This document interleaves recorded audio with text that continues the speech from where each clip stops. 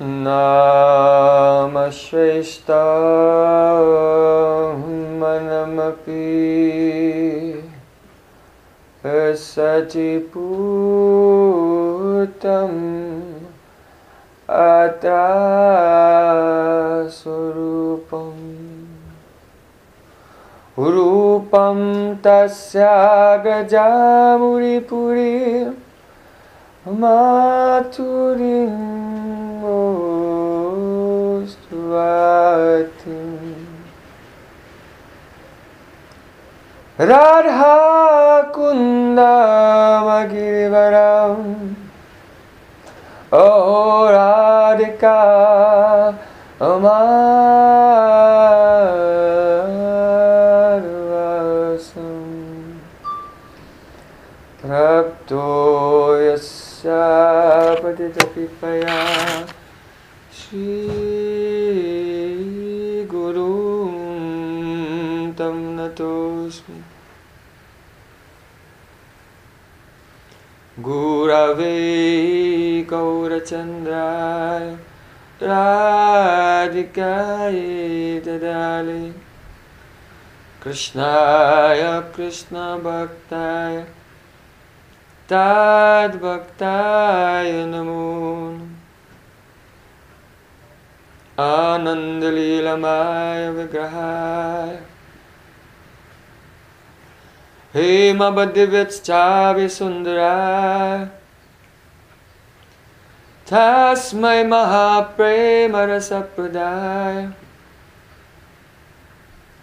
Chaitanya Chandraya Namo Namaste Chaitanya Chandraya Namo Namaste Chaitanya Chandraya Namo Namaste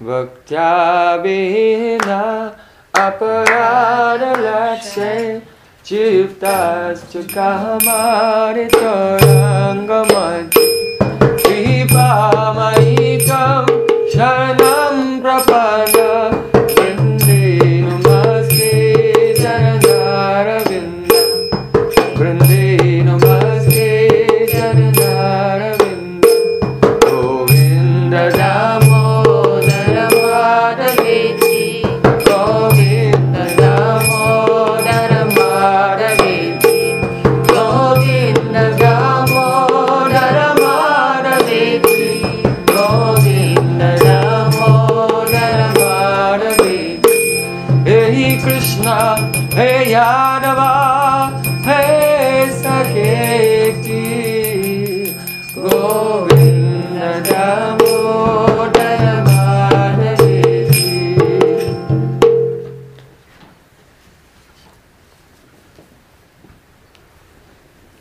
Tavaivasmi, Tavaivasmi Najivami Tayavana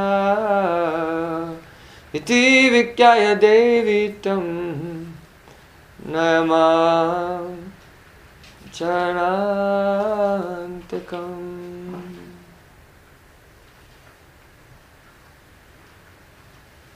First of all,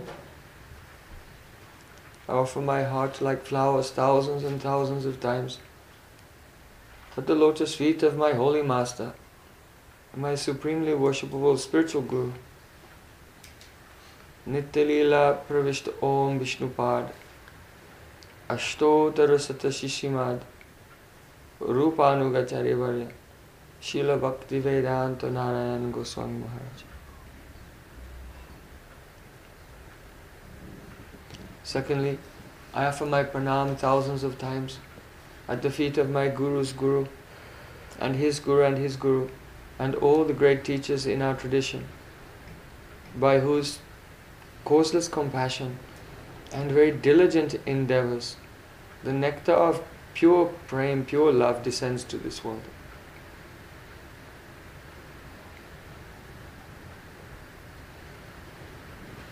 And finally, I offer my pranam to all the assembled devotees.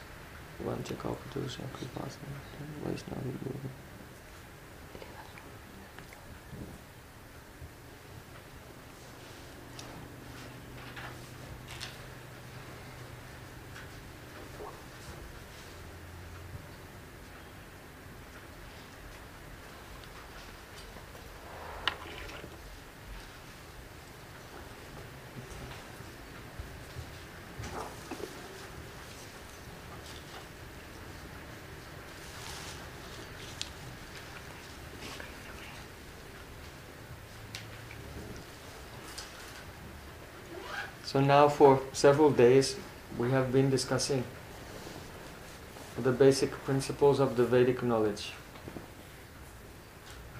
And of 5 sutras of Vedanta, we've come to the topic of Bhakti. All Vedic knowledge is presented in a threefold way. That is called Sambandha, Abhideya and Prayojan. Sambandha means knowledge of your relationship or context. To know the meaning of yourself and your purpose, you have to know what is your Sambandha relation with everything else. So, the second type of understanding, knowledge, is called Abhideya. Abhideya Tattva. Tattva, the principle of Abhideya. That means the process of how to attain the goal of life. And the last principle is called Prayojan. The goal itself. So in everything that we do, these principles are at play. Always. First, Sambandha. Who am I and what is my relation with reality? What is my goal? And then the process how to attain it. If a person thinks, I am this body, this is their Sambandha. I am this body, related to this body, and this body is related to other temporary things in this world. So they fix their goal on happiness for their physical body, and then they choose Abhideya, a process, how to attain that happiness, whatever, by collecting money. So, the first thing to know is Sambandha. With what am I related? Permanently, eternally, transcendentally, beyond time. And then, when we know what is the goal of life, we can select the correct process to attain it also. So Sri Chaitanya Mahaprabhu, in one sentence, he summarized all the Vedic teachings. He said, Krishna Sambandha, Bhakti Abhideya, Prem Prayojan. My Gurudev gave me this name, Prem, so I will not forget. Krishna Sambandha, Bhakti Abhideya, Prem Prayojan. That's it. The summary of all the Vedas. The relationship of every soul is not with anything physical that we can see here. Though the material energy is also Krishna's energy, the actual products that are manifested from that energy are all ephemeral and disappear like smoke, like a dream in a second. So our relation is Krishna Sambandha. Every soul is related to Krishna, the Supreme Personality of Godhead. Then, what is the process by which we can realize our full potential in life?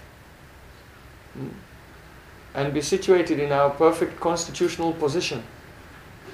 So, Krishna Sambandha, Bhakti Abhideya.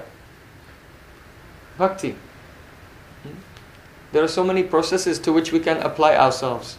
Fruitive activities in this world for personal gain. The cultivation of knowledge in order to get emancipation, liberation. The performance of tapasya, austerities, by which one develops some supernatural powers. But none of these things are the process to attain an eternal position in which the true function of the soul is alive and manifested. That is called Sanatan Dharma. You are also fortunate that you have come here this evening and you are chanting the holy names. This is not the Anitya Dharma, a temporary Dharma. It is the Sanatan Dharma, the eternal occupation or eternal religion of all souls. From millions of years to the beginning of the creation, and before the creation, at the time of the annihilation, in the previous creation, and the one before that, And when this universe is dissolved and then again manifested again, the Sanatan Dharma will always be there, present. Other types of ideas, religious ideas which are mixed with other motivations and so on, they come and go again and again. But the Sanatan Dharma of the soul, it is always there. So you're all very fortunate that you have come and at once your soul is engaged in the eternal occupation, the eternal dharma or religion, which is completely transcendental and beyond all consideration of time and space. So, Krishna Sambandha, Bhakti Abhideya, Prem Prayojan. Prayojan means the goal. Prayojan also means necessity. Something is very necessary for us. Something for which the heart is yearning. That is love only. The goal is not Krishna. The goal is not Radha or even Radha Krishna. The goal is Prem, love. Because when love is attained, then God is included in that. If one has developed that Prem, then Krishna himself, he becomes submissive and subordinate to the person whose heart is full of love. So in the Bhagavad Purana, Sri Krishna said, Aham bhakta paradhino hiyashvatanta ivadija sadubir grastridyo bhaktar bhakta janapriya. He said to the great sage Durvasa Rishi, I am subordinate to my devotees. I am not independent from them. Sadubir grasta hridayo. This word grasta is very interesting. If everyone in this world is moving like a puppet, controlled by the stars. So when a malefic star is now active and influencing in your life, then you start to act in a strange way, erratic way. And many problems come. So that person is called grahagrast. Grast means in the grip. Seized by the influence of a graha, one of the planets. And grahagrast. So here Krishna is saying a wonderful thing. Sadubir grasta hridayo. My heart is not grahagrasta. It is sadhugrasta. That means the devotees have such love for me that it's controlling me. Just as a person on earth is moved by the planets, helplessly, I am like that. Why am I coming again and again to this world in so many incarnations performing different pastimes? Why? I cannot help it. The love of my devotees makes me dance, makes me do all these things. So, Krishnera nachaya prem, bhaktera nachaya, apina nachaya, tina nachaya katai. Prem, love makes Krishna dance. And love makes the devotees dance. And Prem itself also dances. Three dance together. Krishna, his devotee, and Prem. Like a third, invisible person. Taking part in the eternal festival of joy. Reality is the eternal festival of joy. Actually. This is the nature of reality. It is an eternal festival of joy. But when our consciousness, when our heart is turned away from Krishna, then we see the darkness of material existence, the shadow of that world. So, Krishna Sambandha, Bhakti Abhideya, Prem Prayojan. Chaitanya Mahaprabhu summed up the Vedas in this way.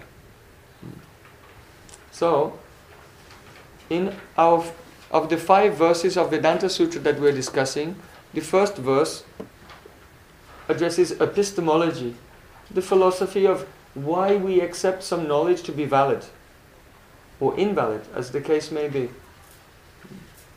Then, the second and third sutras deal with Sambandha, Gyan.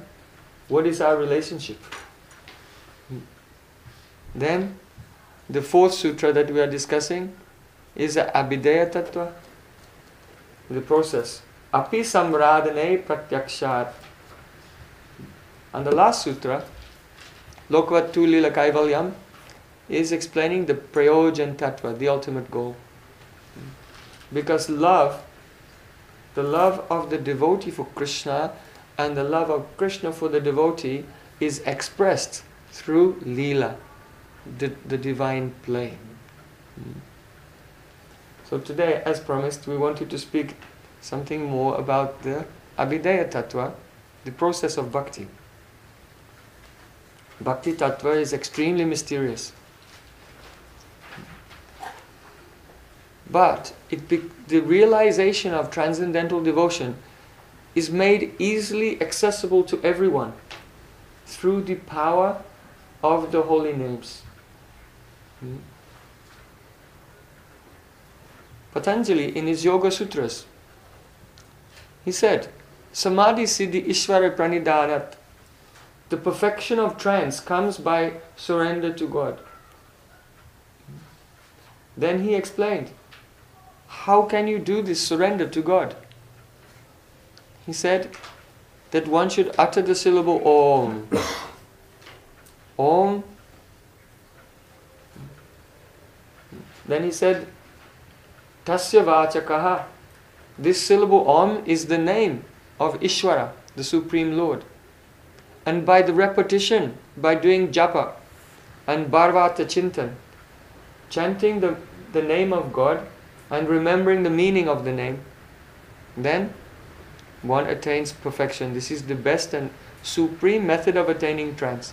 Even Patanjali, who is essentially describing the yoga system and how to attain yoga siddhis and later liberation, but still, he is a great devotee, and he has described that for persons who are naturally inclined and interested in that path. But in the Bhagavad Purana it is said, Patanjali Bhagavat Priya, he is very dear to Bhagavan, he is a devotee. So he has mixed bhakti in with that. So for most living beings, they practice some karma with bhakti mixed in, some yoga with bhakti mixed in, or jnana with bhakti mixed in it. Like that. And as they progress, gradually the mixtures are separated and they come to Shuddha Bhakti, pure devotion, without any shadow or tinge of the influence of Maya, illusion. So, in the Rig Veda, it is said, Om Asya Jananto Nama Chid Viviktan Mahaste Vishnu Sumatim Bhajamahe Om Tat Sat. It's an extremely important mantra of the Rig Veda. The rishis are praying to God. Asya Jananto. Asya. Here means a little. Jananto means, oh God, we know a little bit about you, not so much. Think, really, practically speaking, what do you know about God? Even theoretically. Maybe not something a little bit theoretical. God has created everything. God is Lord of everyone. God is omnipresent, omniscient and omnipotent. There are certain things that we can say for certain. God must be perfect. Because there's no obstacle to His perfection, because He's unconditioned. So there are certain things we can kind of theoretically understand. So the rishis are saying this. My Lord, we know something, not so much, about you. Om Asya Jananto Nama Chid Viviktan Mahaste Vishnu. But hey Vishnu, oh all-pervading Supreme Personality. Nama Chid, your name is transcendental. The name of God, Om, Krishna, Rama, Hari, all the names of God, they are not a part of this material existence. Though in the beginning we cannot distinguish between them and ordinary sounds. And still this does not make them ordinary. Just as by your naked eye, you cannot tell the difference between a copper wire and another copper wire right next to it that has 20,000 volts going through it. You can only know the difference if you touch them to see. Then you'll see, oh, they are not the same.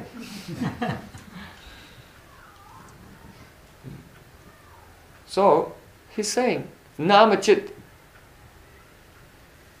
the divine names are transcendental and all-powerful. Vivaktan means by repetition. By repetition of the names. Mahaste Vishnu. Here Maha means the Swata Prakash, self-illuminating. Swata Prakash, Swayam Prakash, self-illuminating. It does not, the names don't require your help or assistance in the matter of the development of knowledge. The names themselves are shining with spiritual knowledge. In fact, Srila Rupa Goswami said, Nikala Sruti Moli Ratnamala Jutini Rajita Tava Pankajanta Ai Muktakula Upasimanam Partastam Harinama Sangshrami. Oh Harinam, Nam Prabhu, the crest jewel of the Vedas in the form of the Upanishads. The Upanishads are taking the lamps, the flames, lamps, and offering arti and worshipping with their light of gyan, of knowledge. They're worshipping the tips of the toenails of Harinam. As the name is surrounded by millions of a great host of liberated persons. So, the Nam does not require your assistance in anything. We require the assistance of Nam, Prabhu. The saints called Nam Prabhu, means the Lord. Prabhu means Lord. This name is conscious, living, personal, all-powerful God Himself. In the Svetashuta Upanishad it is said, Nama Chintamani Krishnas Chaitanya Rasa Vigraha Purna Sudho Nitya Mukto Abhinatvam Nama Namino. The name of Krishna is Chintamani. Chintamani is a legendary jewel. That if you find this jewel and you hold this jewel in your hand, whatever you think of becomes reality. Chintamani, it's the money, the jewel that fulfills all chinta, all thoughts. So Nama Chintamani Krishnas, the Upanishads are saying. The name of Krishna is like a Chintamani. When you hold that name on your tongue, in your mind, in your heart, whatever you think of will become true, will become reality. Very soon and easily. By that all-powerful name. Nama Chintamani Krishnas Chaitanya Rasa Vigraha. This name is a vigraha, has a form, a subtle form, that as the consciousness is purified, that form becomes visible to us. That form is Chaitanya, completely conscious. Not like our physics, these forms are dead. These forms have no feeling. If you sit for too long, your leg will go to sleep and you cannot feel anything. So, no, the form of God is fully conscious spiritual form. Chaitanya, and it is Rasa Vigraha. Oh, Rasa Vigraha. That means His Leela, His play, is to relish all the astonishing flavors of love in the most dramatic and adventurous fashion. People hanker for adventure. Only to be comfortable. If someone is just comfortable, then they get bored. They want some excitement, some adventure. Where is the spirit of adventure coming from? Because we are part of God, it has come from Him. So His Leela. Leela means the very beautiful, loving adventures of the Supreme Lord. So this name is Chaitanya Rasa Vigraha, the living conscious embodiment of all rasa. Purna It is complete and inexhaustible. Shuddha, pure. Nitya mukta, eternally liberated. That means never touched by Maya. Abhinatvam nama namino. So here the Upanishads are giving the conclusion. Abhinatva, the name. And the person referred to by the name, they are abhinna, inseparable, one reality. So, coming back to our mantra of the Rig Veda. Om asya jananto nama chid viviktan mahaste vishnu sumatim bhajamahe. How wonderful it is. Sumatim bhajamahe. Bhajamahe means prapnu maha. We will attain sumati. Mati means consciousness. Su, beautiful. We'll attain beautiful consciousness. That means beautiful and a perfect realization of God, simply by the repetition of His spiritual name. Why? Because Om Tat Sat. Om, that means the name of God. Tat, that very name is Sat. Sat means self-manifest. So, we don't have to discover by our effort, but one has to do complete surrender. Paritas harinama sangshrayami, sangsray. Completely take shelter of the vibration of the spiritual mantra of the names of God and allow that mantra to do everything.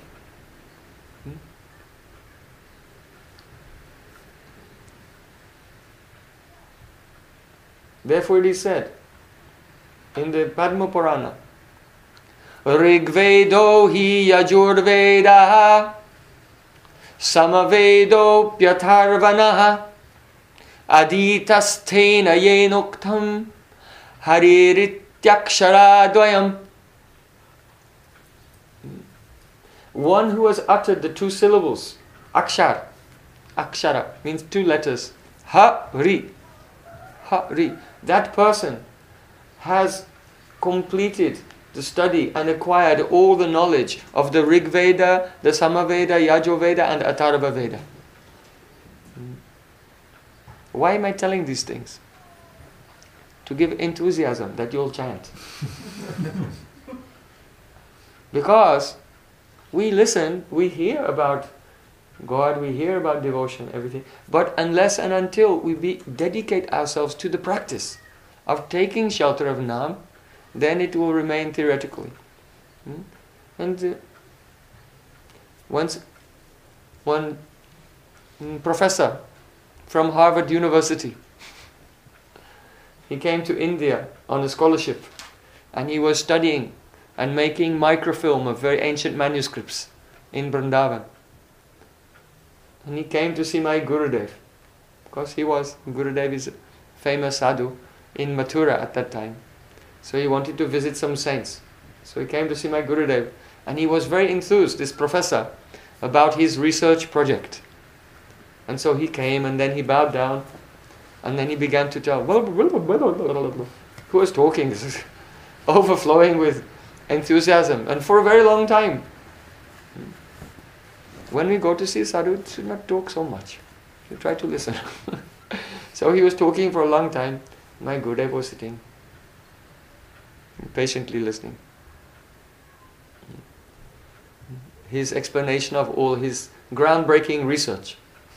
So then when he finally ran out of breath, then my Gurudev said, "And what have you realized?"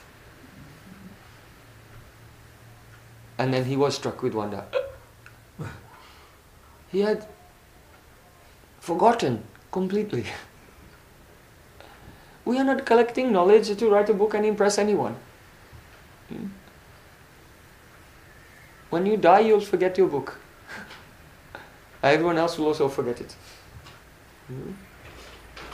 We are trying to realize God through pure devotion now in our life.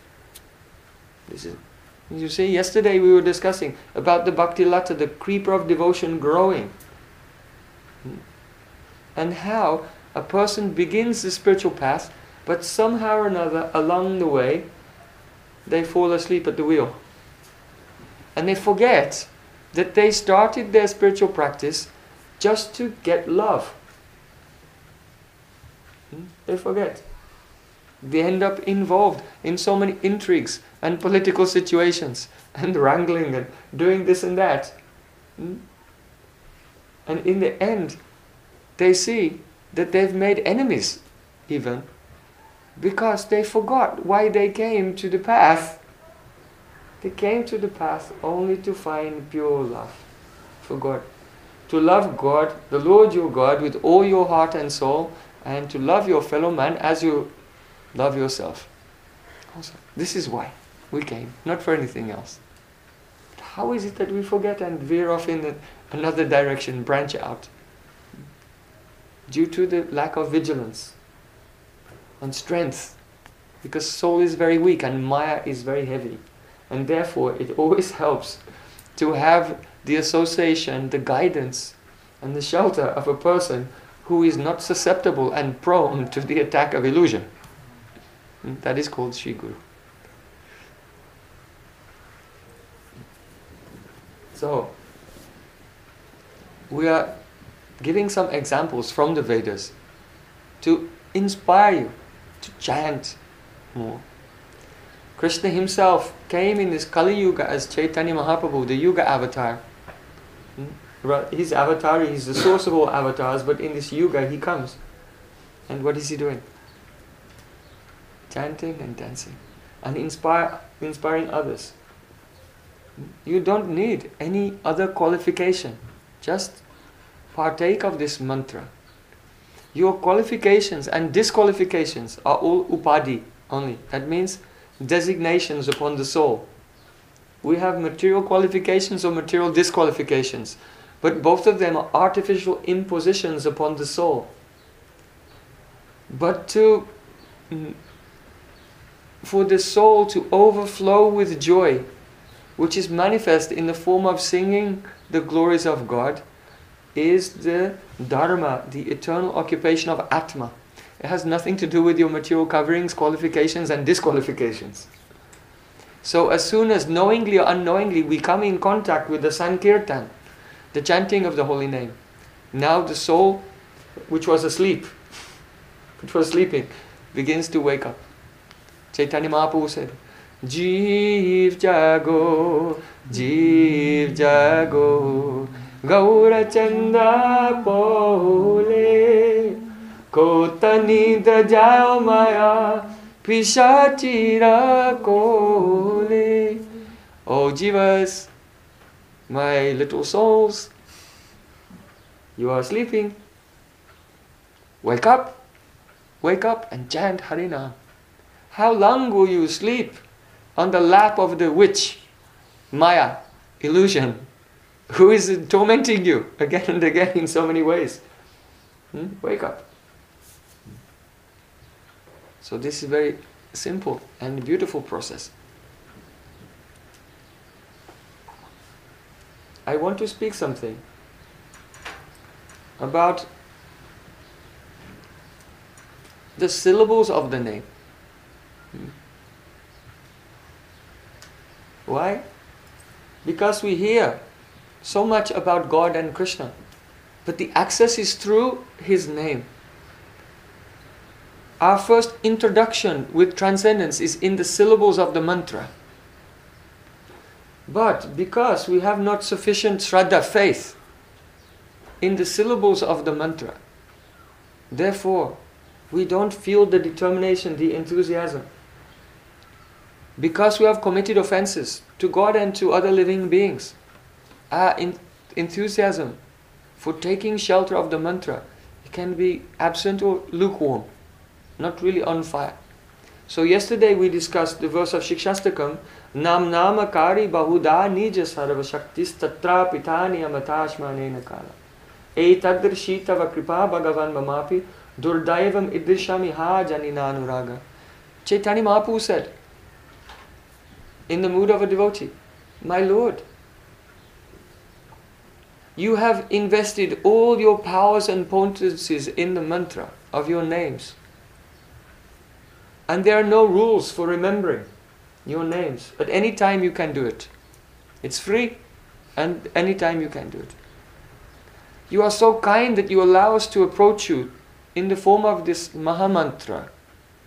But I am so unfortunate. I have no eagerness for chanting. So the implication of this verse of poetry is that if a person will utter the names in an offenseless way, in a humble spirit, then as soon as the syllables touch your heart, touch your ear, touch your tongue, then a very virulent, intense hankering to be with Krishna will appear as if out of nowhere. All the saints of the East and the West, they have described that moment in their life when they become consumed with a divine passion and weeping to find the Lord. Chaitanya Mahaprabhu in his pastimes, also his guru gave him mantra. He began to chant. And he was weeping, trembling, crying. Kaha mora prananata murali bada kahan karan kampa brajendanandan kahare kaiba kebo jani mora duko brajendanandan pinu pate mora buka. He was weeping. Where is the Lord of my heart? That prince, Krishna, the son of Nanda, who smiles and plays upon a flute, that causes all moving and non-moving living entities to tremble with ecstasy of love. Where is he? Where can I go to find him, and what can I do? To whom can I speak? And who can understand the extent of my disappointment? Without Krishna, my heart is breaking. This is the eagerness. You cannot fake it. You cannot imagine it. You cannot pretend. It is a divine transcendental emotion. And it is invoked just by the touch of the syllables of the divine name to the person who is offenseless, who has within their heart nothing but the best wishes for their worst enemy. Such an offenseless person, if the name will touch them, then that eagerness comes. It is so extraordinarily powerful. So, I want to give some examples from the Vedic literatures which are illustrating the power of the syllables only. You know, Rupa Goswami, he said, Shri Chaitanya Mukud Girna Hare Krishna Tivanikaha Madjayanto Jagat Premni Vijayantam Tadavayaha. All glories to Hare Krishneti Varnikaha. The syllables. Hare Krishna. All glories to these syllables. They have emanated from the lips, from the heart of Sri Chaitanya Mahaprabhu. Only for one purpose. For the purpose of drowning the entire universe in love of God. This is their potency. Srila Rupa Goswami, in his Bidagda Madhav Natakam, he has written that once Purnamasi Devi, Yogamaya, she sent one messenger, Nandimukhi, to go close to Radharani and on the pretext of speaking of something else, utter the syllables Krishna. Krishna means also dark. and is one type of deer. One type of deer is called Krishna Sara. So sent her just to utter Krishna Sara within earshot of Radha. That time Radharani, her Leela, at that time she was very young. She had not become close or related with Krishna yet at that time in the Leela. Only hearing the syllables Krishna, she began to tremble and lost consciousness of the external world. Tears came in her eyes. And Nandi Mukhi came back to Purnamasi Devi and told her, it was astonishing. When Radha heard the syllables Krishna, what happened? She became overwhelmed with love. Purnamasi Devi said, oh, this is to be expected. Why? Tunde tanda viniratim vitanute tanda valilabde kana kroda gadambini gatayate kana bodebhyas spriham Cheta prangana sangini vijayate savindryane kritim no jane janita ki adbir amrita krishneti varnadvai. Varnadvai. Now we're quoting all the verses which describe varna, syllables. She said, I don't know how much amrita, how much nectar is produced from the combination of these two syllables, Krishna. When this name is chanted, then one feels such ecstasy that he feels, alas, alas, why do I have only one tongue? I want to have millions of tongues to say Krishna, Krishna. And when the sound of the name from the tongue enters into the ear, then I want millions of ears. And when the sound goes in my ear and goes into my heart, manifests a very sweet form of a beautiful, playful boy. So charming. Who could have imagined? Who is God? What is God? Very gentle, very tender and playful young boy. Walking bare feet in the forest. Overflowing with love for every creature. Moving and non-moving. And when I see that person, Krishna, in my heart, then all my senses become jad, inert. And I go in a trance, samadhi, naturally.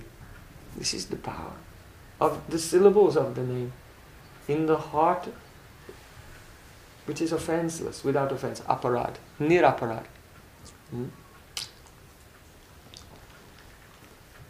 Of all the Vedic literatures, the Bhagavad Purana is the best. And there, Shukadev Goswami, the speaker of Bhagavad Purana, he gives a history to impress upon us the power of the divine names. That is the history of Ajamila. Do you know Ajamila? Have you heard the history of Ajamila? I have heard this history so many times. From my Gurudev, I heard it again and again. But every time I heard it, it was new. And now after many, many years, even when I think about it, always it's new. And now I want to share this history with you. And again I will be surprised. I'm expecting. Because that is the nature of the transcendental narratives. Thousands of years ago, in the south of India, in the place called Kanyakubja, there was a young Brahmin, priest. He lived with his very pious and religious parents and his very chaste and devoted young wife. So every day he used to do yagyas, sacrifices, following the karma kanda, the fruitive activities section of the Vedas, for elevation to the heavens. So one day he went out into the forest to collect wood for the sacrifice. And there in the forest there was one Sudra, low caste laborer person, and he was drinking alcohol with a prostitute. and they were both drunk. She was half naked, and they were embracing each other and playing as they do. The Brahmin was walking along and he saw, and he looked away. But it was too late. The poison of adharma, sin, through the aperture of the eyes, entered into his heart. And he went away and he was trying to forget it. But again and again, the thoughts of lust, they were coming. Shukadeva Goswami is telling this story because he had just described about the lower planets, Narak, wherein there's suffering, where people suffer the karma of their irreligious activities after death. And he was thinking, the way everyone behaves, it looks like everyone is going down into that suffering condition. How can you become free from this? So he posed this question to Shukadeva Goswami, and Shukadeva Goswami said, you can do prayashtita. There are some Vedic rituals, mantras you can chant, sacrifices you can perform to counteract the bad karmas. Parikshit Maharaj heard this and he rejected the idea. He said, I think this process of atonement for sins, like many years before also, the church, they were selling indulgences. Right? You buy this indulgence and you'll become free from some sinful reaction. So, he said, I think that this process of atonement is useless. It's like the bathing of an elephant. Because an elephant is covered in dust, he takes bath in the river, but it's a strange thing in nature that when an elephant, after taking bath in the river, he comes out, the first thing he does is he grabs dust in his trunk and throws it all over himself again. He said, I think this prayashtita, the process of atonement, is like the bathing of an elephant. Because you do some adharma, some sinful activity, then you atone for it through a ritual and become free from the reaction, and then the next minute you end up doing the same things again. Because though the karmic reaction has been removed, but the desire to do adharma, sinful things, has not been removed. And so you repeatedly do this. So Parikshit Maharaj said to his guru, Shukadeva Goswami, I think that this is a waste of time. So Shukadeva Goswami was very happy. Why? Because he knew that this was not the answer to his disciple's question. But he gave an answer that was wrong to see if the disciple was paying attention. Understand? He was testing the disciple by his words. So he was very pleased. Oh, yes, you understand. So then Shukadeva Goswami said, Tapasa brahmacharyena samena cha damena cha tyagena satyasotabhyam yamena niyamena va. A person can be purified by tapasya, performing austerities. Brahmacharyena, by being brahmachari, celibate. Samena damena, controlling the mind and the senses. Tyagena, by renunciation, renouncing the world. Satya, by always being truthful. Sochabhyam, by being clean. Yamena niyamenava, and following the yam and niyam, the 10 commandments of yoga. Yams and niyams. So by all this, one's heart can be purified.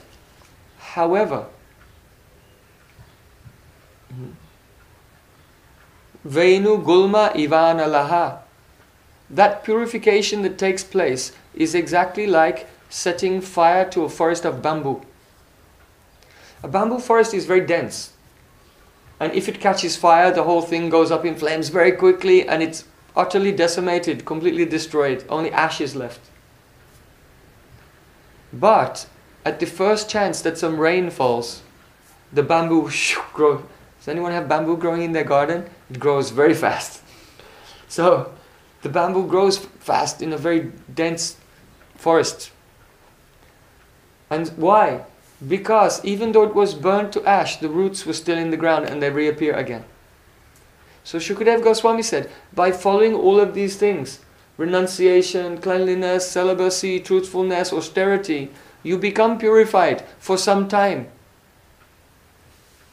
But just as providence, as destiny will flow, and when you come into just the wrong situation in your life, suddenly all the impurities that you have got rid of by your austerity, they all grow back again.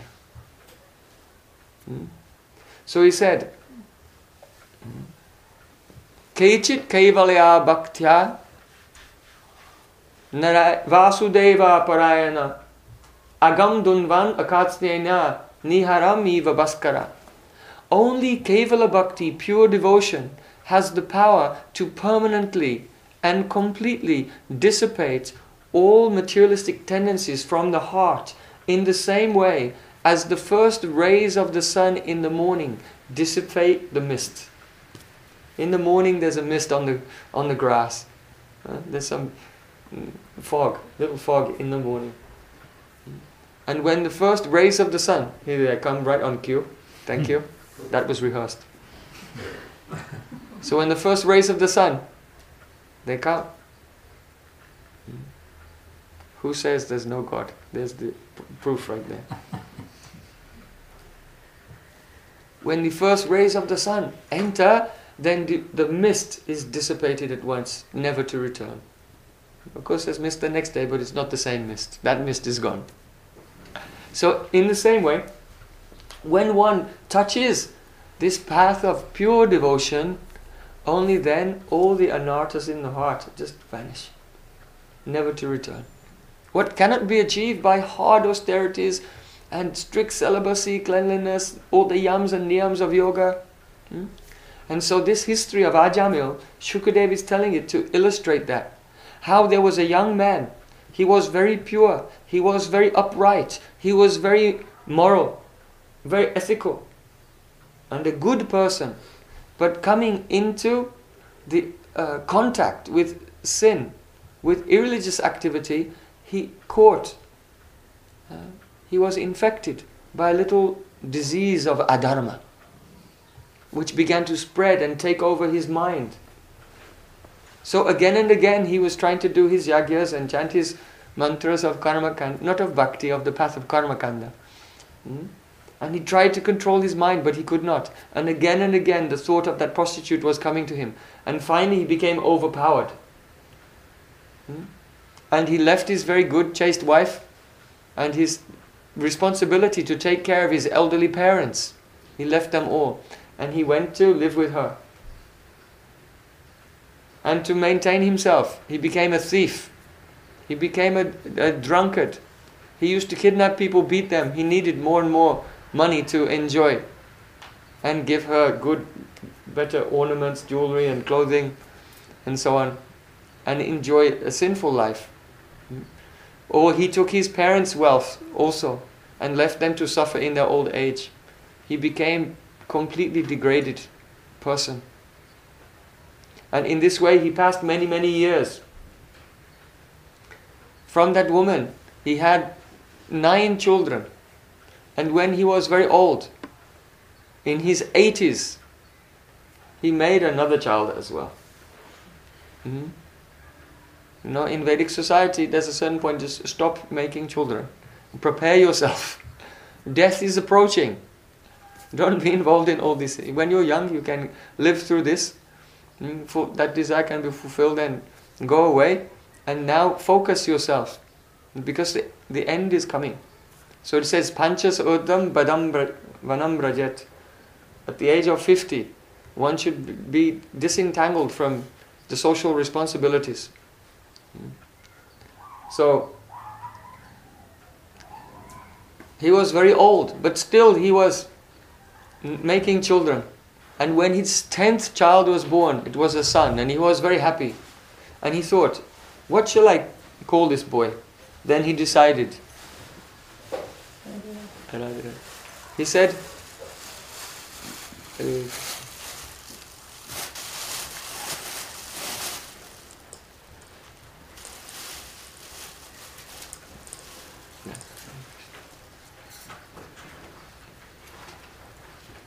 oh, perhaps you can move forward and make space for our guests. Yeah.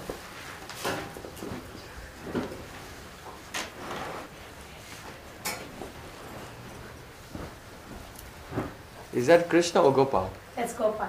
Very hard to tell. He's become so big. Yeah, he's big. Krishna is in America.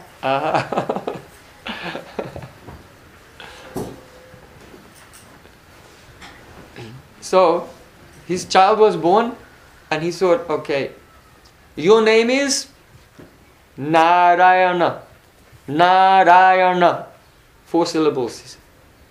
This is the name of God, Narayan. And he was very attached to his small boy. Every day he was, oh, Narayan, Narayan. Narayan, come here. Narayan, sit down. Narayan, be quiet. He would drink something. Oh, this tastes good. Narayan, come. And give him. Narayan, eat this. Narayan, Narayan, Narayan. Every day he was chanting Narayan, Narayan, Narayan, Narayan, Narayan. The holy name. He was not thinking of God. He was thinking of his son only. Gradually, the time of his death came. And he was on his deathbed. And the moment of death came. And at that moment, something astonishing happened. He saw 3 very ferocious looking humanoid, not exactly human, humanoid figures. Covered in hair, with sharp teeth, pointed ears, with deformed faces. And they came with ropes in their hands. And they approached him. And they put the ropes around his neck. And not of his physical body, of his shukshma sharira, the subtle body. And they were about to drag his subtle body out of the gross body and take him away, where he would face the reaction for the irresponsible life and all the crimes that he had committed. Now you may think, this is a mythology, this is not true. But that won't make any difference at the last moment of your life, whether you think it's mythology or not. They're called the Yamdut, the messengers of death. And they will not listen to anything you have to say. Hey, time over, you have to go. I have a friend, and his father, he had a heart attack and almost died. But somehow or other, it was not his time and he came back. But at that moment when he was about to die, he saw these very frightening figures approaching him and he became terrified. And then later, some years later, because he lived that time, he came and he found one edition. His son had the Bhagavad Purana, and he had the 6th canto, canto 6, where this history is. So there are some paintings. And he was just flipping through the book. And he got to the painting of Ajamila. It's very beautiful. His body is lying there and his subtle body is being torn out, dragged away, yes, by the Yamduts. And he saw it and almost choked. And then he went to my friend, his son, and he said, "What is this?" And then his son described to him and he said, "I have seen them." This was a person who did not know anything about the Vedas, never read the Bhagavad Purana or anything, did not even believe in God, did not even believe in the soul, did not believe in anything. And then when he saw this episode of Srimad Bhagavatam, then he believed everything. Because he had some realization. So at that last moment of his life, Ajamila was terrified and his son was playing nearby. And wherever we have attachment, our heart rushes there, especially in the moment of a crisis. So at once he called out to his son, "Narayan!"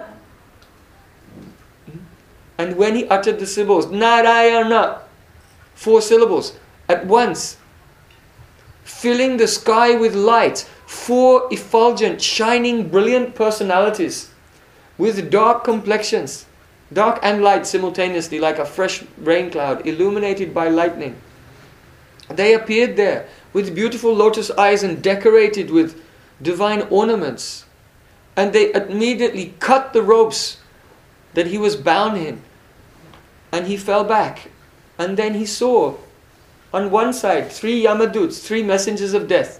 And on the other side, 4 Vishnu Doots, the messengers of God, Lord Narayan. So he thought he was in the room alone, just his son was there. Now it was full of people. Where did they all come from? He wasn't seeing it in the gross plane. In his subtle body, he was witnessing this. So then, the Yamadoots, they said, "What is this?" And the Vishnu Doots told them, "Stop!" And they spoke with voices deep like thunder, carrying very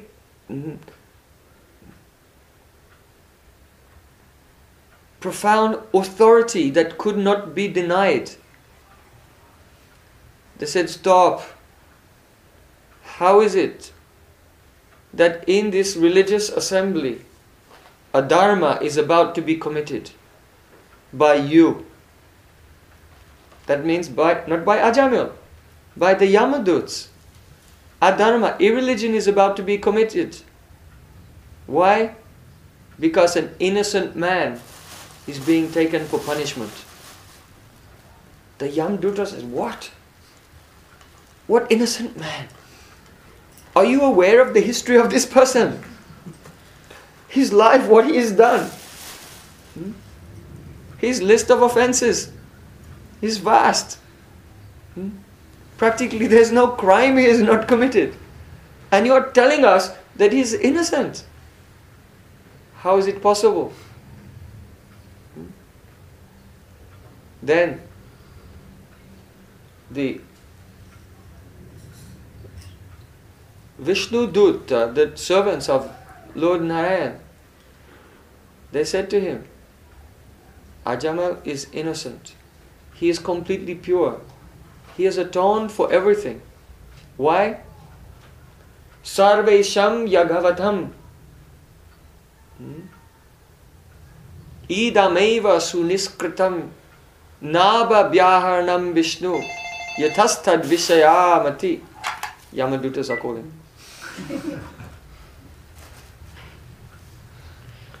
If you will hear Harikatha deeply, with concentration, you will be liberated from this world. So if your phone will go off during Harikatha, that is Yamaraj calling. Death.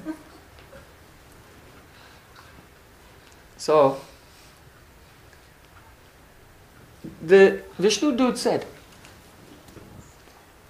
if a person is a drunkard, they have stolen.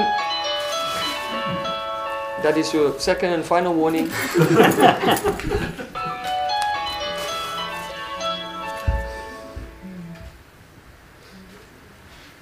So the Vishnu Dut said, if a person has stolen gold, if he is a drunkard, if he has killed a woman, a priest, or even the king, if he has killed cows and committed so many sins, then there is no atonement superior to the utterance of the name. By one name, Sanketam Parihasambha Stobam Helam Evava Vaikuntanam Grahanam Asheshagam Haram Vidu. If you will say the name of God, not to address God, but to refer to something else. It's like I just asked, oh, where is your son? Krishna. Is this Gopal or Krishna? He said, oh, Krishna is in America. She's not talking about God. She's talking about her son. Her two sons, Krishna and Gopal. It's very good if you name your children the names of God. Then you're always chanting. Gopal, eat your vegetables. Gopal did lots of hiding, don't worry. Yeah. Gopal, do your homework. Right. So you have to chant so much. So, if you say the name of God to indicate something else, it's called Sanketya. Sanketam Parihas. If you say the name of God only jokingly.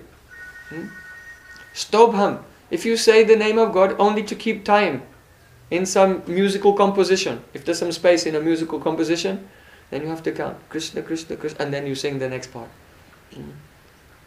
So, Stobam, Helana, even if you chant neglectfully, then what is the result? Vaikunta nama grahanam asheshagam haram vidu. Unlimited karmas are completely destroyed. What type of karma? There are 4 types of karma. Prarabdha, Aparabdha, Kut and Bij.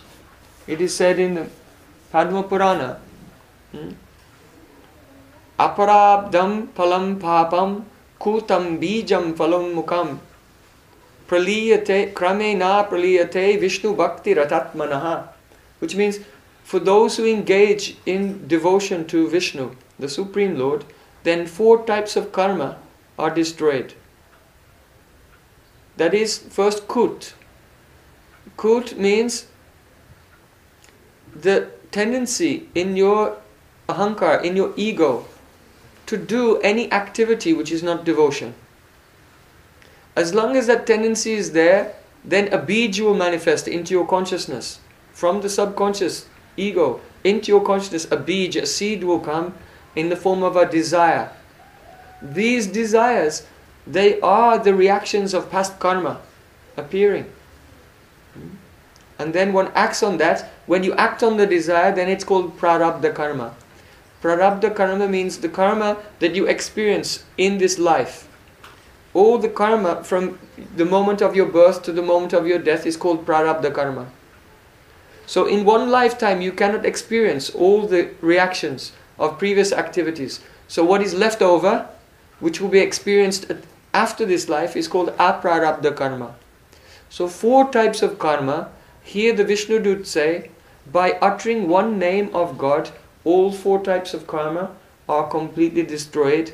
And also the root cause of 4 types of karma, that is avidya, ignorance. How powerful it is. So Vishnu Duts were explaining this to the servants of death, Yamaraj.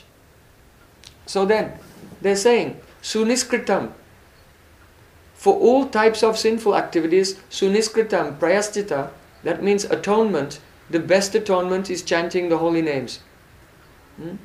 But not only that, what happens?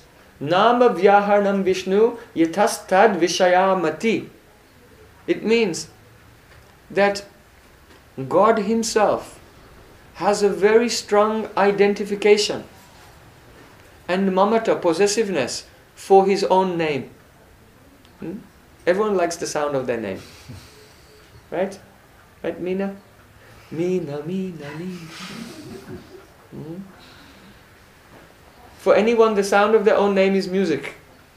If there's a room of people and everyone's talking blah, blah, blah, like this, it's very indistinct because all the sounds are mixed together. But if someone in the room says your name, you identify that sound among all the sounds. Because it's dear to you. So, Krishna, the Supreme Lord, He has strong identification with His name. And if anyone, in any way, under any circumstance in this world, utters the divine name, at once, tad vishayamati, God remembers you. His attention goes towards you. He becomes attracted. And at once he thinks, this soul has uttered my name. I must give him protection. So even if you don't remember God, but if you chant the name, then at once God begins to remember you and think of you. It's so powerful. So then the Yamadut said, Na niskritam udita brahmavadibis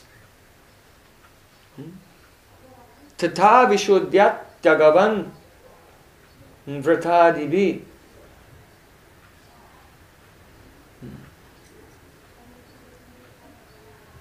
Yatha, what is it? Yatha nama puda udaritais tad uttama sloka gunopalambakam.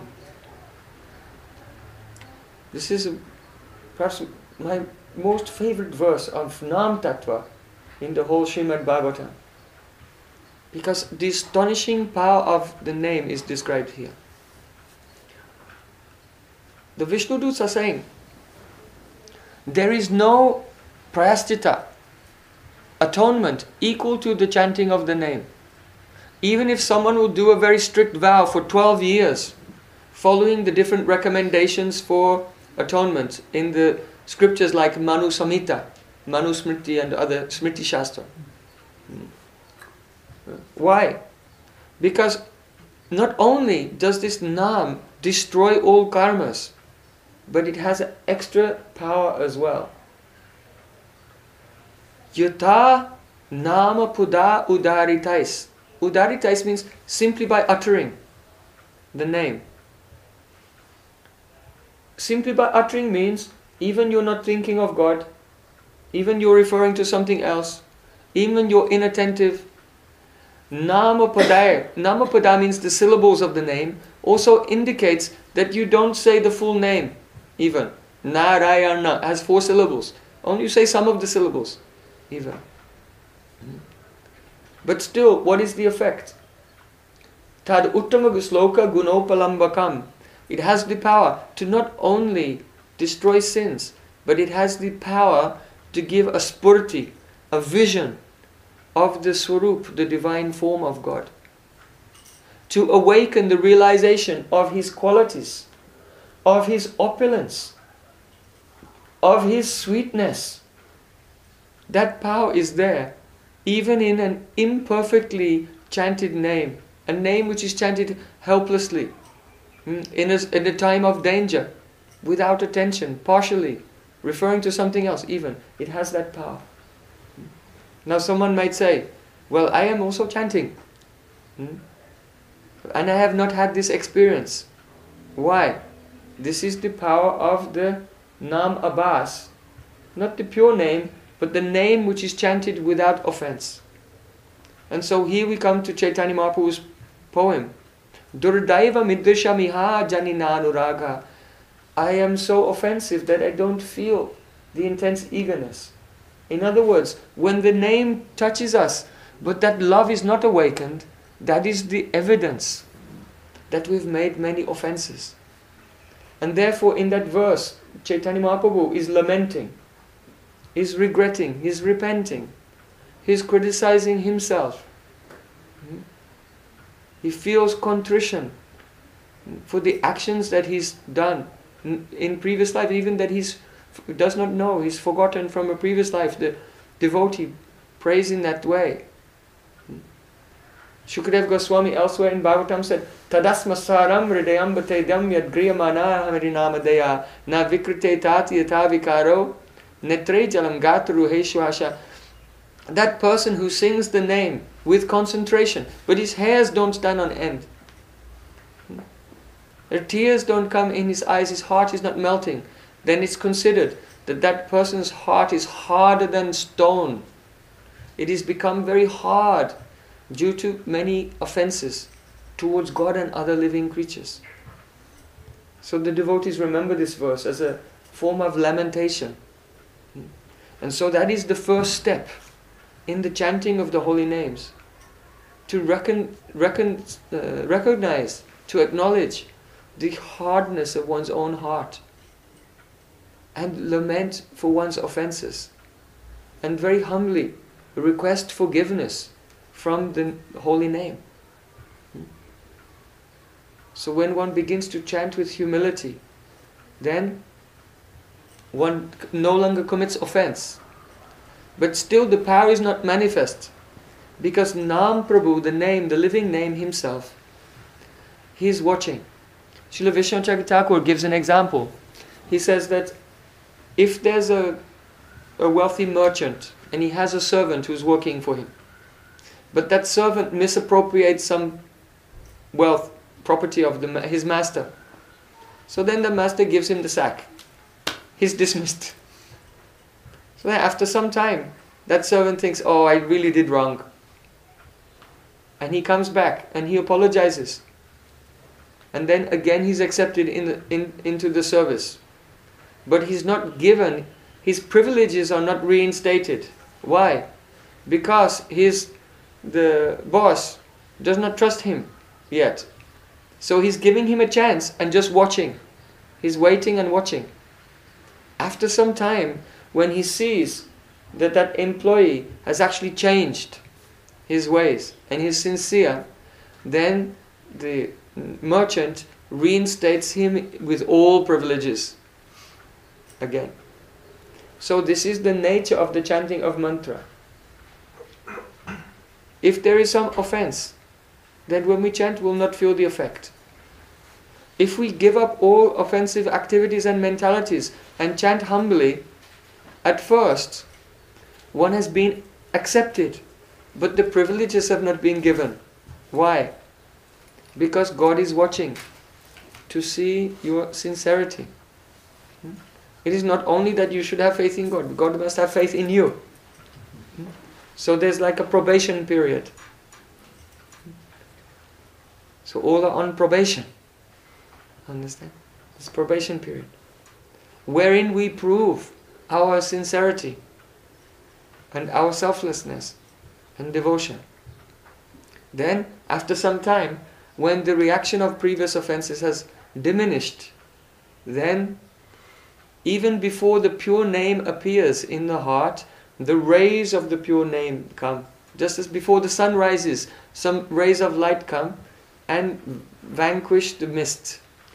So before one chants purely, the rays of the name appear in the heart and vanquish all the bodily conception, all ignorance, and begin to reveal the beautiful form and qualities and the associates and lila of Krishna.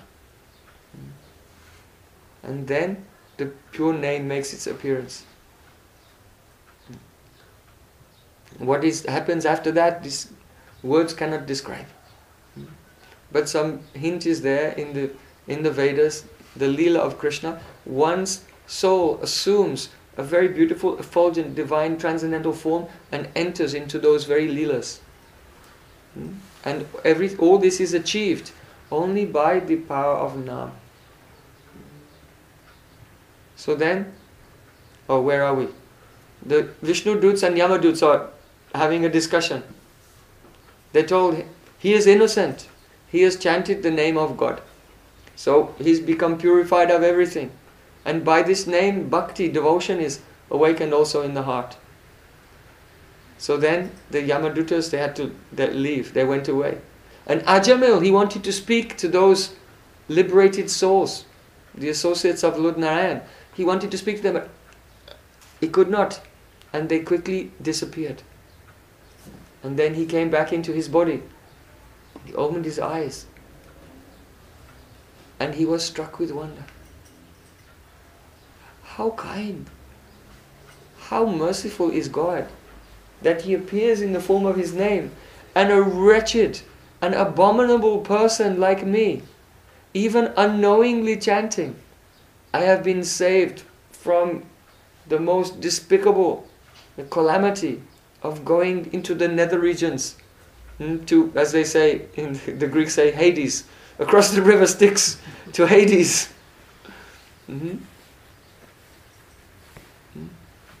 Then he thought, now I should actually chant the names. And he left his home in South India and he went to Haridwar on the bank of the Ganges.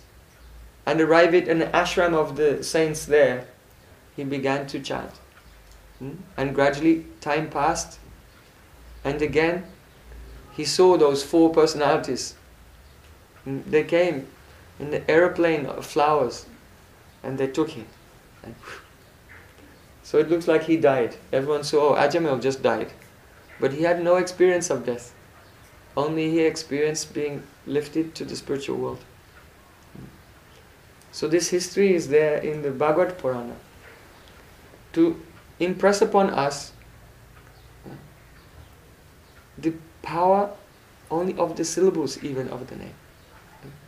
You know, in the Skanda Purana, it is said, Maduram, Maduram, Etan Mangalam Mangalanam, Sakala Nigamavali Satphalam Chitswarupam, Sakridapi Parigitam Sataya Helayava, Brigavara Naramatam Tare Krishna Nama. Skanda Purana. The name of Krishna, Maduram, is the sweetest of the sweet. Etan Mangalam Mangalanam. the most auspicious of all auspicious things. Sakama Nikama Vali Satphalam Chitsarupam. Upon the wish-fulfilling vine of all the Vedas, a fruit has grown, a juicy fruit. That is Nam. And it is Chit, conscious, transcendental. Sakrit api parigitam Sradhaya Helayava. If a person will sing, speak this name, Parigitam, with faith, Helayava, or even without any faith, then what will happen? Even only once they will say the name, Brigavara Naramatam Taryat Krishnanama, they will be liberated. Just like Ajamila did not understand until it was time to die. So in the same way, you now don't understand. But anyone who has touched the name, at the last moment of their life, they will see that they have no karma. And they can go directly to Vaikuntha. Mukti. It's a personal mukti. But that type of chanting doesn't give prem. Will not give prem. But if one will chant without offense, then the realization of Krishna comes, and to see Krishna is to love Krishna. So as the awakening of the realization of the form of God appears in the heart, then prem must come, love must come. To see God is to love Him.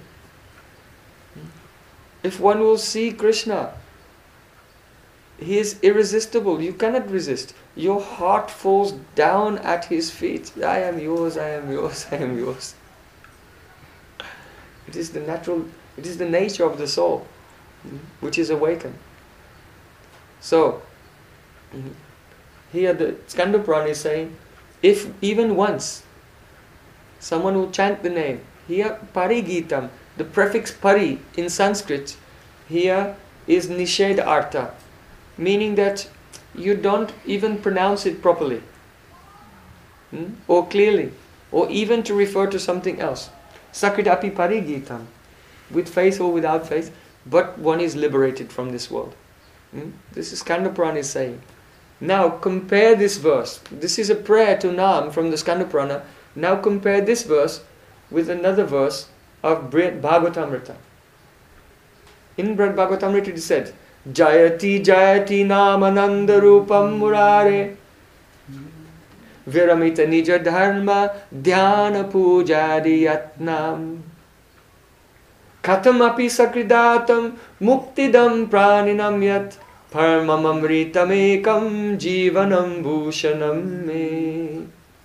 It means Jayati Jayati, oh glories, to Namananda Rupam, to the name of God, which is the embodiment of Ananda, the embodiment of all joy. It was Murari, Krishna himself. Murari. Who is Ari? Who can kill the demon of material desires in our heart.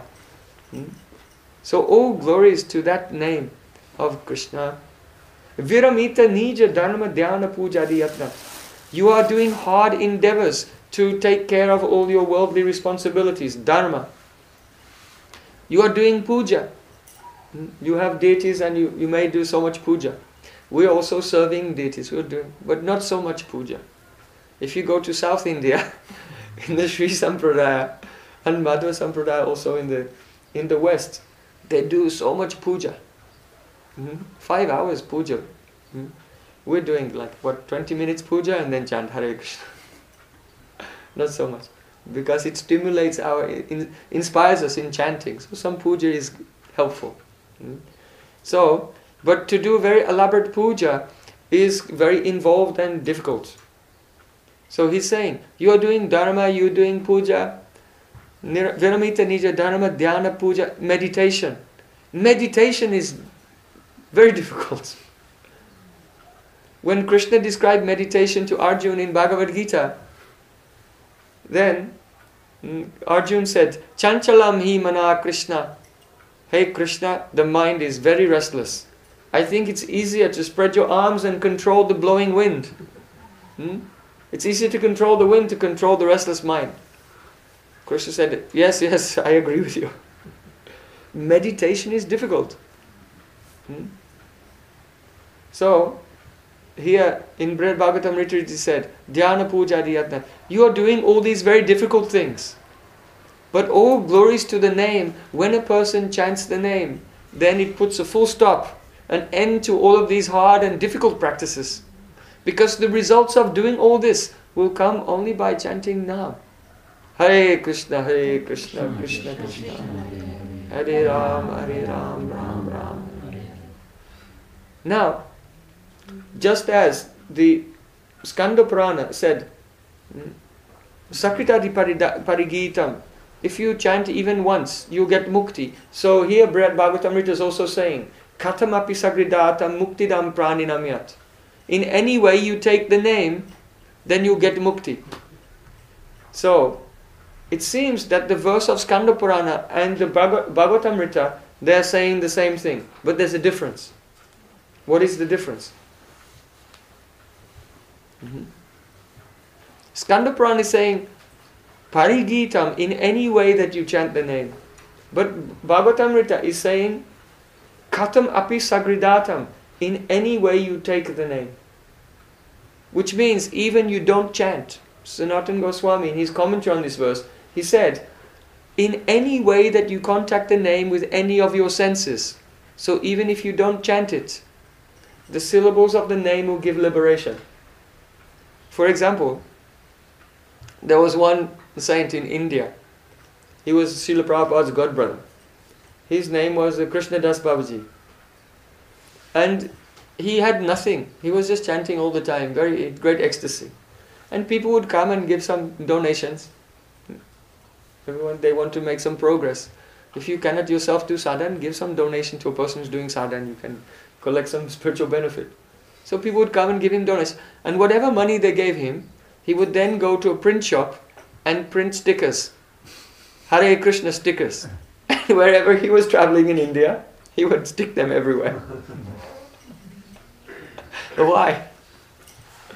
Because even if the eye sees the syllables of the name Hare Krishna, if the eye will see the syllables, you are liberated.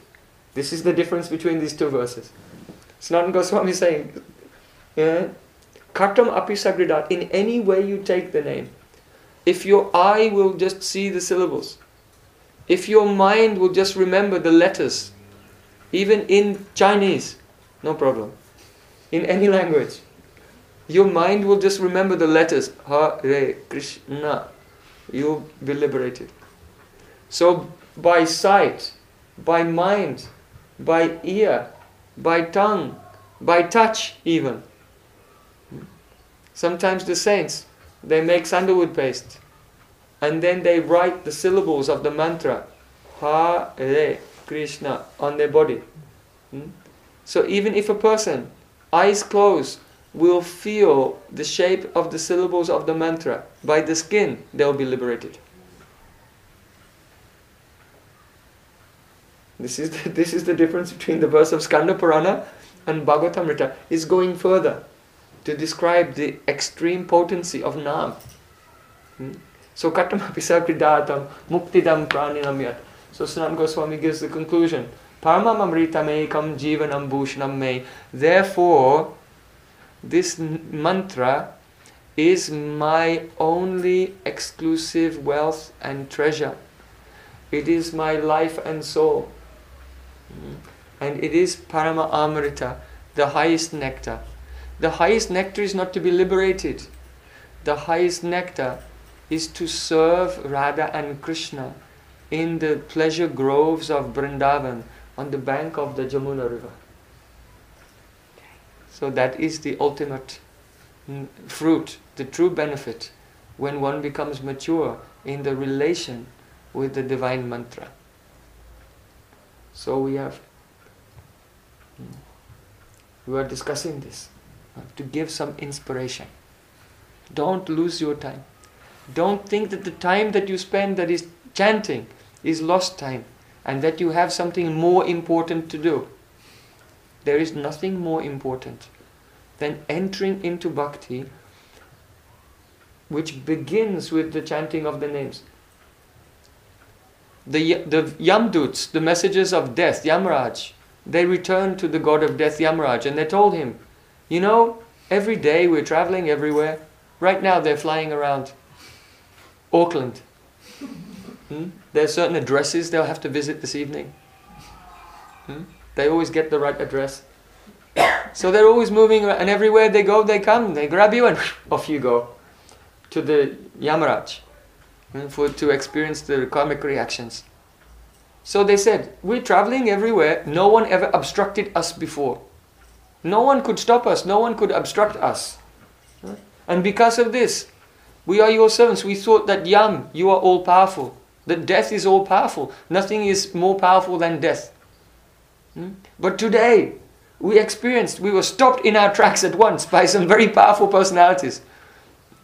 And they told Yamaraj what happened. Yamaraj said, yes. It is very difficult to understand the mystery of the potency of God's names.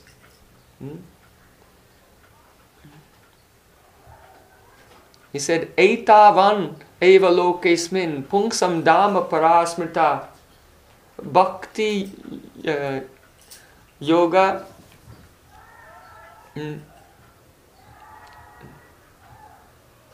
bhakti yogo bhagavati tannama grahanadibihi. The mystery of spiritual life is very difficult to understand. Only the Mahajans, the great personalities like Brahma, Shiva, and Janak Maharaj, Bali Maharaj, Vyasadeva, Shukadev Goswami, the four Kumaras, Prahlad Maharaj, these personalities, they know the mysteries of religion. But the essence of all spiritual knowledge, Bhakti Yogo Bhagavati, is devotion to God. Tannama Grahanadibi, and it begins with the uttering of the syllables of the name. If one begins to chant, even not understanding properly, gradually your whole life will transform. And from the kirtan, all the other limbs, Shravanam, Smaranam, Pada Sevanam, all other aspects of devotion, they all expand from that. By chanting, you make Sukriti. That Sukriti brings you to Guru. So then, Guru Pad Ashray, Diksha, taking initiation, all these aspects of bhakti, they come from chanting. Then by the power of the name, one is lifted up and carried in an aeroplane across to the other side of the world, and you will land in Vrindavan. Don't think you can go to Vrindavan just by buying a ticket. When you have accumulated the spiritual merit, the piety, to go to that holy place and be with the saints, then it will happen, otherwise not.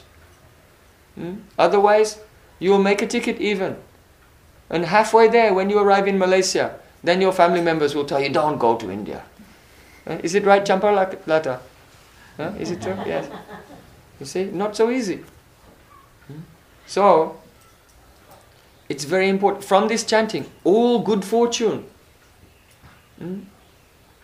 all good fortune, your future will unfold as a marvelous and perfect spiritual adventure that begins when you chant Hare Krishna. And it will gradually lift you and change your destiny, and you will see that one day you are in Goloka Vrindavan, in the spiritual world. But it started there. So try every day to chant mantra. It is like a magic. Sanatana Goswami also said, Paramakasha mantravat. In India there are tantrics. And the tantrics, they know how to do some magic spells to control others. If some lady, she wants to have a relationship with a man, but he's not available, then she can cook some food, and the tantric will chant some mantras and so on, and then she'll give this food through someone, and then if that person will eat it, then they start having thoughts. I never noticed her before. Actually, she is very nice, even if she has one eye. Doesn't matter. This is the power of the tantra, and the mind. You cannot sleep at night thinking like this, and gradually become attracted. So Sanatana Goswami in Bhagavatamrita said, the Hare Krishna Mahamantra is like the Akarshan mantra of Tantra that bewilders the mind of God, of Krishna. And you are chanting this mantra, and Krishna was playing on the bank of Jamuna, playing his flute, taking the cows to graze, dancing with gopis. But you are chanting this mantra in this world, and Krishna starts thinking about you, and becomes attracted, and comes and appears in your heart. He will come. When you go into trance, then he will come and you will wonder, what am I doing here? This is the power of Mahamantra. Hare Krishna, Hare Krishna, Krishna Krishna, Hare Hare, Hare Rama, Hare Rama, Rama Rama, Hare Hare. And therefore Vedanta Sutra said, Api samradane pratyakshat, means by being absorbed in Bhakti Yoga, you will have a direct perception and experience of the Supreme Truth. This is the meaning. So tomorrow we'll explain the next sutra, Lokavattu Lila Kaivalyam. How, when love comes, there are different flavors. And they are different relationships and different types of lila, and which leelas are superior to others. And by the comparison of the different types of lila, then a greed may come to us. Yes, this is the eternal relation that my heart is yearning for. So this we'll discuss tomorrow. Please come at 6 o'clock. Sri Hari Nam Prabhu ki Jai. Gaur Premanande. Are there any questions?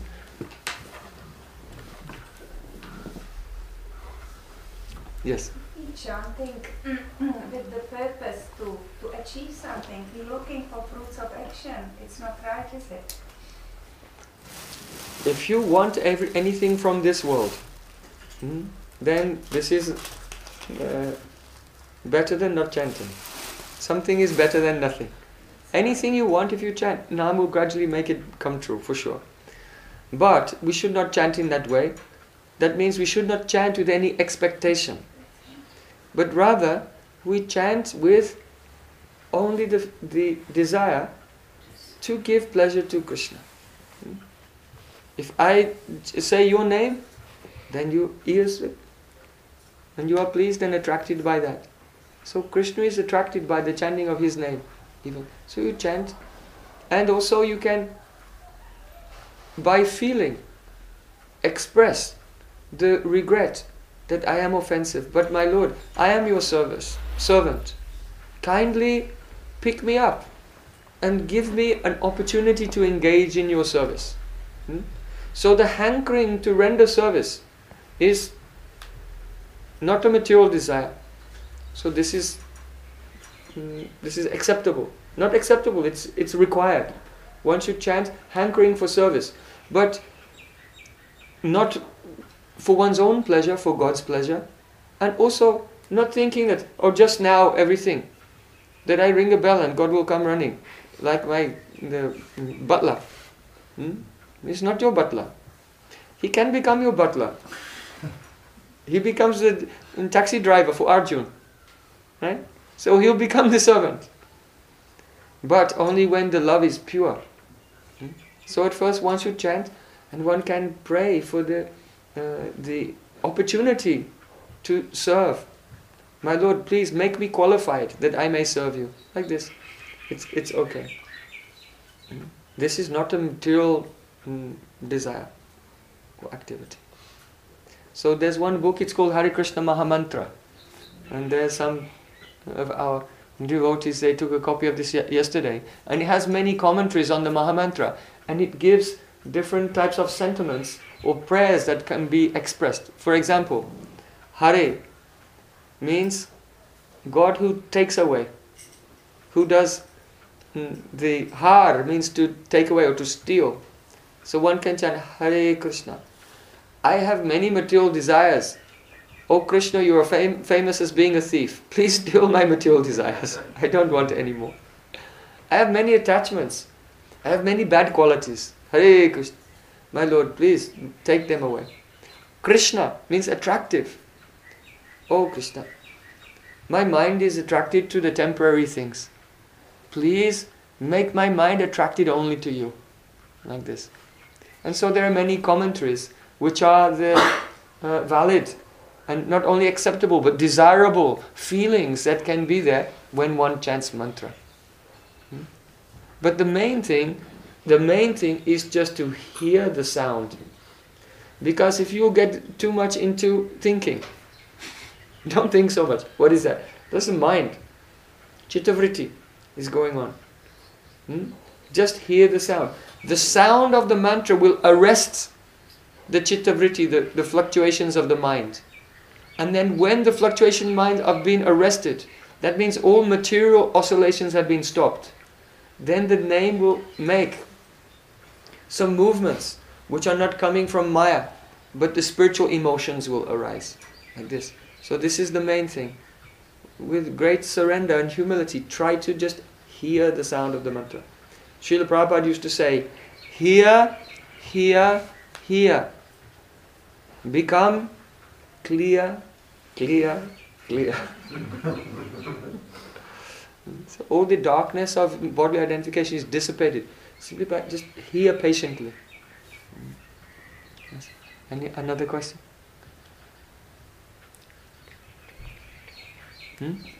No? Okay. So we'll conclude our discussion today. We'll sing one kirtan, offer arti, and then prasadam will be served to everyone. Hare Krishna.